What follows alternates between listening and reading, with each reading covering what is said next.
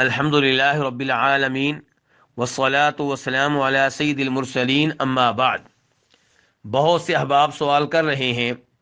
کہ وباؤں سے نجات پانے کے لیے، مصائب و مشکلات سے چھٹکارا حاصل کرنے کے لیے اپنے گھروں کی چھتوں پہ کھڑے ہو کے اذانیں دینا، یا اجتماعی طور پہ اذانیں دینا، یا مسجد کے میناروں پہ کھڑے ہو کے اذانیں دینا، کیا یہ نبی صلی اللہ علیہ وسلم سے ثابت ہے؟ کیا یہ صحابہ کرام رضوان اللہ علیہم اجمعین کا طریقہ ہے؟ تو گزارش یہ ہے کہ نبی کریم صلی اللہ علیہ وسلم اور ہم سب کے پیشوا اور امام، بلکہ تمام نبیوں کے امام جناب محمد رسول اللہ صلی اللہ علیہ وسلم سے یہ ثابت نہیں ہے کہ آپ نے مصائب و مشکلات کے موقع پہ اذانیں دینے کا حکم دیا ہو، یا اذان دی ہو، یا صحابہ کرام رضوان اللہ علیہم اجمعین نے ایسا کچھ کیا ہو۔ نبی صلی اللہ علیہ وسلم اور آپ کے صحابہ کرام وباؤں کے موقع پہ، مصائب و مشکلات کے آنے پہ اللہ رب العزت سے دعائیں کیا کرتے تھے، توبہ و استغفار کا اہتمام کیا کرتے تھے، اللہ کے سامنے گڑ گڑایا کرتے تھے، نمازیں ادا کیا کرتے تھے اور صبر کا مظاہرہ کیا کرتے تھے۔ لیکن افسوس سے کہنا پڑتا ہے کہ کچھ علماء کرام نبی صلی اللہ علیہ وسلم کی طرف کچھ احادیث کو منسوب کر رہے ہیں اور یہ دعویٰ کر رہے ہیں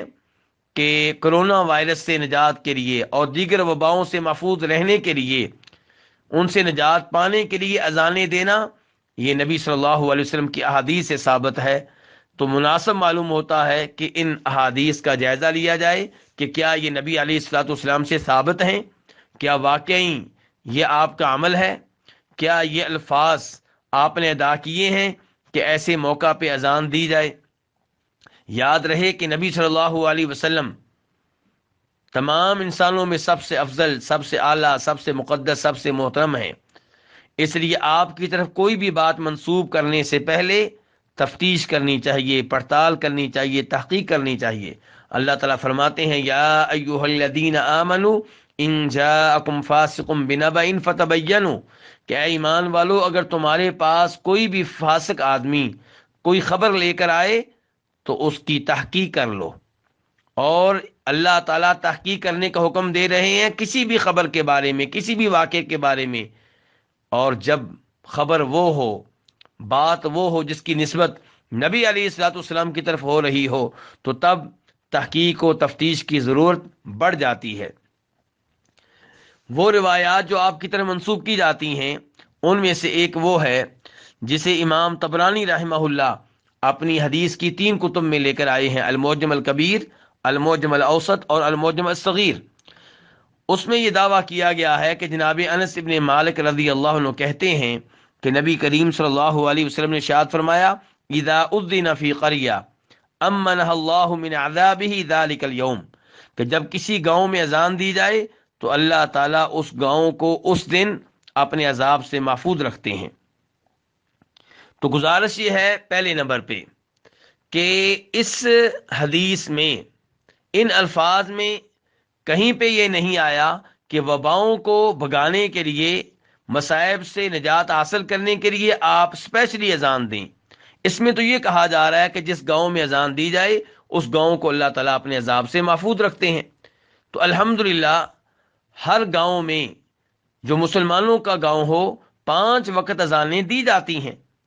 اس حدیث پہ عمل کرنے کے لیے الگ سے اذان دینا یہ قطعاً غلط ہوگا، اور نہ ہی یہ مسئلہ اس حدیث سے معلوم ہوتا ہے۔ دوسرے نمبر پہ گزارش یہ ہے کہ یہ روایت نبی صلی اللہ علیہ وسلم سے ثابت نہیں ہے، یہ الفاظ آپ سے ثابت نہیں ہیں۔ خود امام طبرانی رحمہ اللہ جب اس روایت کو المعجم الاوسط میں لے کر آتے ہیں تو وہ کہتے ہیں کہ اس حدیث کو صفوان بن سلیم سے روایت کرنے والا صرف اور صرف عبد الرحمن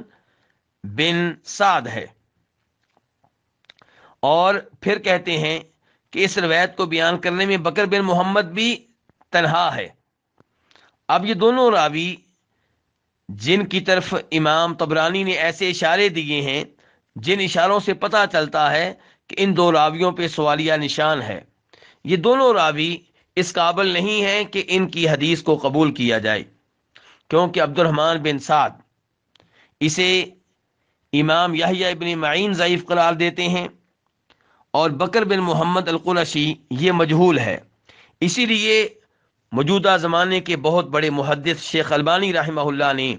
اس روایت کو اپنی اس کتاب میں جگہ دی ہے جسے انہوں نے ضعیف روایات کے لیے، ناقابل اعتبار اور ناقابل اعتماد روایات کے لیے مخصوص کیا ہے، سلسلۃ الاحادیث الضعیفہ۔ وہاں پہ اس کا نمبر ہے 2207۔ تو اس لیے اس روایت کے اوپر یقین نہیں کیا جا سکتا۔ اور امام حیثمی رحمہ اللہ وہ بھی جب اس روایت کو اپنی کتاب میں لے کر آئے ہیں تو انہوں نے بھی اس کے ضعیف ہونے کی طرف اشارہ کیا ہے۔ دوسرے نمبر پہ وہ روایت جس میں یہ دعویٰ کیا گیا ہے کہ نبی کریم صلی اللہ علیہ وسلم ارشاد فرماتے ہیں کہ نزل آدم بالہند فاستوحش، کہ آدم علیہ السلام جب جنت سے نکالے گئے تو ہندوستان میں تشریف لائے اور یہاں پہ انہوں نے وحشت محسوس کی، تو جبریل علیہ السلام نازل ہوئے اور انہوں نے اذان دی، یعنی کہ جبریل علیہ السلام نے اس وحشت کو دور کرنے کے لیے اذان دی۔ اس روایت کو حلیت الاولیاء میں روایت کیا گیا ہے، امام ابن عساکر بھی اسے روایت کرتے ہیں، لیکن یہ الفاظ بھی نبی علیہ الصلوۃ والسلام سے ثابت نہیں ہے۔ اسی لیے موجودہ زمانے کے بہت بڑے محدث شیخ البانی اس کو اپنی اس کتاب میں لے کر آئے ہیں جو ضعیف روایات کے لیے مخصوص ہے، اور وہاں پہ اس کا نمبر ہے 403، اور کہتے ہیں وہذا اسناد ضعیف، کہ اس حدیث کی سند بھی ضعیف ہے۔ اس میں ایک راوی ہے علی بن یزید بن بہرام، یہ مجہول ہے۔ تیسرے نمبر پہ وہ روایت ہے جسے امام طبرانی المعجم الکبیر میں لے کر آئے ہیں، اور اس میں یہ دعویٰ کیا گیا ہے کہ معقل بن یسار کہتے ہیں کہ نبی صلی اللہ علیہ وسلم نے ارشاد فرمایا ایما قوم نودی فیہم بالاذان صباحا الا كانوا فی امان اللہ حتی یمسوا وایما قوم نودی فیہم بالاذان مساء الا كانوا فی امان اللہ حتی یصبحوا، کہ جس قوم میں صبح اذان دی جائے وہ شام تک اللہ رب العزت کی طرف سے امان میں رہے گی، اور جس قوم میں شام کو اذان دی جائے وہ صبح تک اللہ رب العزت کی طرف سے امان میں رہے گی۔ پہلی گزارش تو یہ ہے کہ اس میں یہ نہیں ہے کہ وباؤں کو دور کرنے کے لیے آپ الگ سے کوئی اذان دیں، اس میں تو یہ کہا جا رہا ہے کہ صبح اذان دی جائے تو رات تک فائدہ ہوگا، رات کو اذان دی جائے تو صبح تک فائدہ ہوگا، اور الحمدللہ مسلمان فجر کے لیے صبح اذان دیتے ہیں اور شام کو مغرب اور عشاء کی بھی اذانیں دیتے ہیں۔ دوسرے نمبر پہ یہ الفاظ نبی علیہ الصلوۃ والسلام سے ثابت نہیں ہے، اسی لیے امام حیثمی اس روایت کے بارے میں کہتے ہیں کہ اسے امام طبرانی اپنی کتاب المعجم الکبیر میں لے کر آئے ہیں، اور اس میں ایک راوی ہے اغلب بن تمیم، کہتے ہیں کہ وہ ضعیف ہے، اور صحیح بات یہ ہے کہ اغلب بن تمیم بھی ضعیف ہے اور اس کا بیٹا وہ بھی ضعیف ہے، تو دونوں ضعیف ہیں، اور اسی لیے شیخ البانی رحمہ اللہ اس روایت کو بھی اپنی اسی کتاب میں لے کر آئے ہیں جو ضعیف روایات کے لیے، ناقابل اعتبار روایات کے لیے مخصوص ہے، اور وہاں پہ اس کا نمبر ہے 2606۔ یاد رہے کہ اس کے جو دو راوی ہیں اغلب بن تمیم اور اس کا بیٹا، اس کو بہت سے علماء کرام، ان دونوں کو بہت سے علماء کرام نے ضعیف قرار دیا ہے۔ چوتھے نمبر پہ جو روایت بیان کی جاتی ہے اسے جناب علی بن ابو طالب رضی اللہ تعالیٰ عنہ کی طرف منسوب کیا گیا ہے کہ وہ کہتے ہیں کہ اللہ کے رسول علیہ السلام نے مجھ سے کہا جب کہ آپ نے مجھے غمگین دیکھا،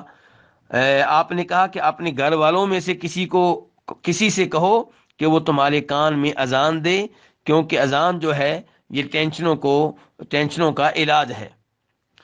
تو پہلے نمبر پہ گزارش یہ ہے کہ یہاں پہ کہا جا رہا ہے کہ کان میں اذان دی جائے، یہ تو ایسے ہو گیا جیسے آپ کسی کو دم کرتے ہیں، اس میں یہ نہیں ہے کہ وباؤں کو دور کرنے کے لیے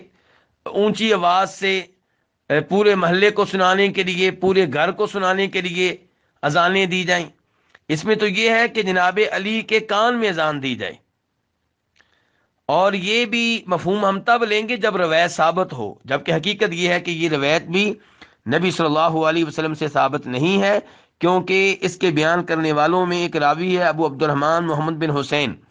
اور اس کو علماء کرام نے کذاب اعلیٰ درجے کا جھوٹا قرار دیا ہے۔ تو خلاصہ کلام یہ ہے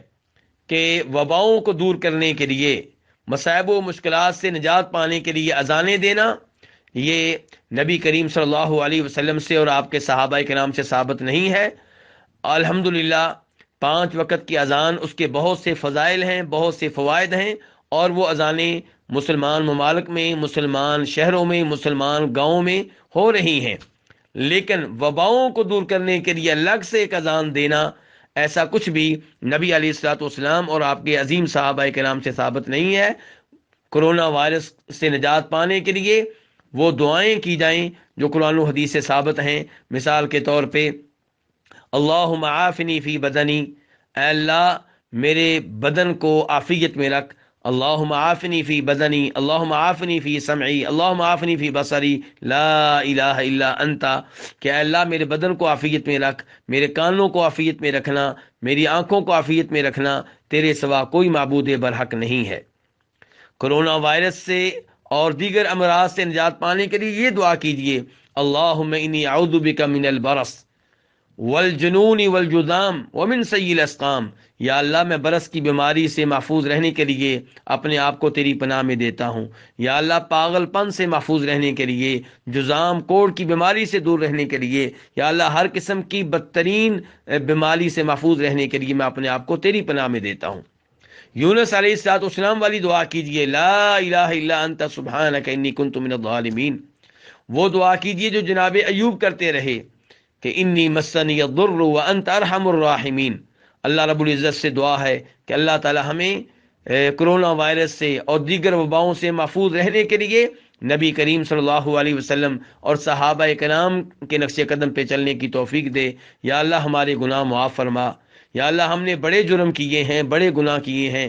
ہم سب کو معاف فرما، ہم پہ رحم فرما اور اس وبا کو اٹھا لے۔ وآخر دعوانا الحمدللہ رب العالمین۔